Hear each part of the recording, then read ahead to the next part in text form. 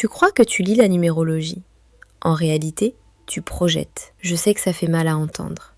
Et je ne dis pas ça pour blesser. Je le dis parce que c'est l'erreur que j'ai faite pendant longtemps et que je vois partout. Chez les débutantes, chez celles qui pratiquent depuis des années, chez celles qui lisent pour les autres avec une confiance absolue. La confusion entre l'intuition et la lecture. C'est invisible, c'est silencieuse et elle coûte cher. Alors aujourd'hui, on va aller là où ça fait un peu mal. Pas par plaisir, parce que c'est utile. Parce que comprendre cette distinction, c'est la différence entre une numérologie qui t'oriente vraiment et une numérologie qui te raconte ce que tu veux entendre. Et crois-moi, il y a une différence. Laisse-moi commencer par une image. Imagine quelqu'un qui entre dans une pièce sombre avec une lampe torche. La lampe, c'est l'intuition. Elle est puissante, elle éclaire. Mais elle éclaire là où tu la pointes. Et si tu la pointes vers ce que tu veux voir, les angles morts restent dans le noir. La lecture, elle, c'est allumer la lumière de toute la pièce. D'un coup. Tout. Même ce qui est inconfortable. Même ce qui ne correspond pas à ce qu'on espérait trouver. La numérologie rigoureuse, c'est allumer la lumière. Pas promener une lampe torche dans ses propres angles morts. Il y a une règle d'or en numérologie. Une règle que beaucoup de gens contournent sans s'en rendre compte. On n'interprète jamais un chiffre isolément. Jamais. Le chemin de vie ne se lit pas sans le nombre d'expressions. Le nombre intime ne se lit pas sans la personnalité. Le thème, c'est un système, une constellation. Sortir un chiffre de ce système pour lui faire dire quelque chose, c'est comme lire une seule ligne d'un contrat et signer. Et c'est exactement là que l'intuition peut trahir. Parce que l'intuition, elle a une préférence. Elle a un filtre. Elle a une histoire. Quand tu regardes un thème avec un feeling, ce feeling vient de quelque part. Il vient de ta propre résonance avec les chiffres. Il vient de ce que tu as vécu. Il vient de ta fatigue du moment, de ton désir de bien faire, de ton besoin inconscient que les choses se passent d'une certaine façon. Et tout ça, ça teinte la lecture avant même qu'elle commence. Ce n'est pas une faiblesse, c'est humain. Mais en numérologie, ça crée des erreurs. On vit dans une époque de suridentification. Les étiquettes prolifèrent. Et il y a quelque chose de profondément humain là-dedans. Le besoin de se nommer. Le besoin de se reconnaître dans un système qui donne du sens. Ce n'est pas naïf, c'est même touchant. Mais quand cette identification devient rigide, quand elle devient une prison, la numérologie cesse d'être un outil de libération. Elle devient une cage très confortable. Et la confusion intuition-lecture alimente exactement ça. Voici comment ça se passe concrètement. Tu découvres la numérologie. Tu calcules ton chemin de vie. Disons que c'est un 11. Tu lis les descriptions. Visionnaire, intuition élevée, porteuse d'une mission pour l'humanité. Et quelque chose résonne, profondément. Tu te reconnais. Et cette reconnaissance, elle est réelle. Je ne la remets pas en question. Mais à partir de ce moment-là, un filtre s'installe. Tout ce qui confirme la visionnaire en toi devient une preuve. Tout ce qui contredit, l'ombre du 11, l'anxiété chronique, la difficulté à incarner avant de comprendre, la tendance à rester dans la potentialité sans jamais atterrir. Ça passe en second plan. Parce que l'intuition a choisi son histoire. Et elle sélectionne les chiffres qui la soutiennent. On préfère une histoire fausse mais stable à une vérité complexe mais mobilisante. La numérologie rigoureuse, elle, refuse ce confort. Elle dit « Oui, tu portes l'énergie du 11. Et tu as une dette karmique 16 dans ton thème qui parle de destruction affective, de déconstruction de l'ego nécessaire, d'humilité à retrouver.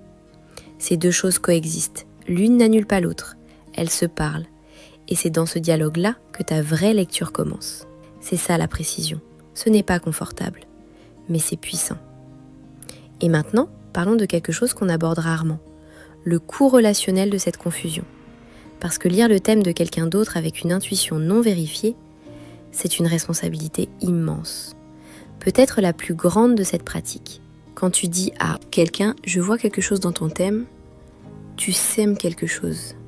Les gens t'écoutent. Ils te font confiance.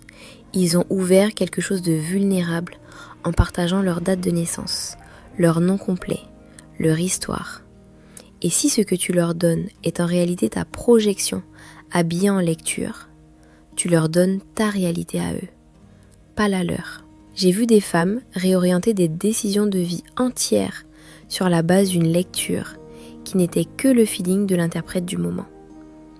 Et elles ne le savaient pas. L'interprète non plus, sincèrement. C'est ça le vrai problème. Ce n'est pas la malveillance, c'est l'absence de distinction.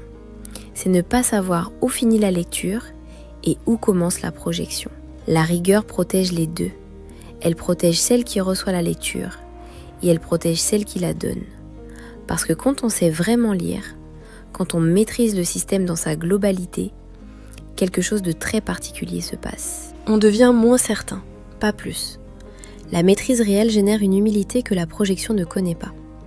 On dit, ce thème indique une tension entre, plutôt que tu es comme ça. On dit, l'énergie de cette période suggère, plutôt que tu dois faire ça. Le langage change, la posture change, la responsabilité change. Et c'est exactement ça qui distingue une pratique crédible d'une pratique populaire mais floue.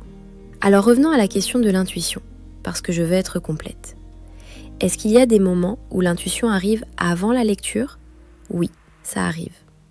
Tu regardes un thème et quelque chose se passe avant même d'avoir terminé le calcul. Une impression, une résonance, une image mentale. Ce n'est pas à ignorer, mais ce n'est pas à suivre non plus. C'est à noter, mentalement, et à vérifier. Après la lecture complète, est-ce que cette impression initiale résiste aux données ? Est-ce qu'elle trouve un ancrage structurel dans le thème ? Si oui, elle devient précieuse. Si elle n'existe que dans ton ressenti sans écho dans les chiffres, tu l'as trouvé ton angle mort. C'est un exercice simple et formidablement révélateur. Note ton intuition initiale. Fais la lecture complète. Compare. Avec honnêteté, sans chercher à avoir raison. Juste pour voir. Pour comprendre comment ton intuition se forme. Quels chiffres elle privilégie. Quel profil elle reconnaît plus facilement. Quelles ombres elle tend à contourner. Parce que cette cartographie de tes propres biais, c'est aussi de la numérologie. Appliquée à ta propre pratique. Et ça, c'est une forme d'intégrité rare et nécessaire. Je veux aussi nommer quelque chose sur 2026 spécifiquement. En année universelle 1, le collectif est dans l'élan, la feuille blanche, le nouveau cycle de 9 ans qui commence. Et beaucoup de femmes vont être tentées de relire leur thème dans cette lumière nouvelle, de se réapproprier leur numérologie, de partir sur des bases différentes. C'est une bonne impulsion, c'est même le bon timing.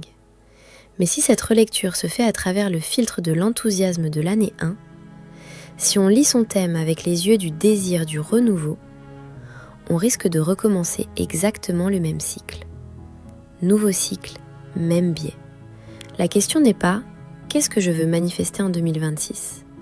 La question est « qu'est-ce que mon thème complet indique pour cette période ? Quelle est mon année personnelle, pas l'année universelle ? Et comment ces deux énergies se parlent ? Une femme en année personnelle 9 en 2026, elle est dans la clôture, le lâcher-prise, le bilan. L'énergie universelle tire vers l'avant. Son énergie personnelle dit « pas encore, finir d'abord ». Et si elle confond enthousiasme collectif avec un signal personnel, elle démarre quelque chose de neuf sans avoir soldé ce qui devait l'être.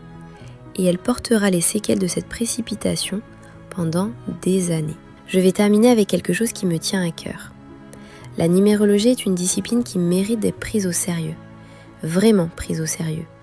Et pour ça, elle a besoin de praticiennes qui font la distinction, qui comprennent où finit leur ressenti et où commencent les données, qui acceptent que la rigueur est un acte de respect, envers les chiffres, envers celles qui viennent chercher de la clarté et envers elles-mêmes. Parce que la crédibilité de cette pratique, sa légitimité dans un monde qui la regarde encore avec beaucoup de scepticisme, elle se construit lecture par lecture. Chaque fois qu'une lecture est précise, honnête, ancrée dans le thème complet, elle construit quelque chose. Chaque fois qu'une lecture est floue, générique, teintée de projection. Elle démontre quelque chose. L'intuition est un don.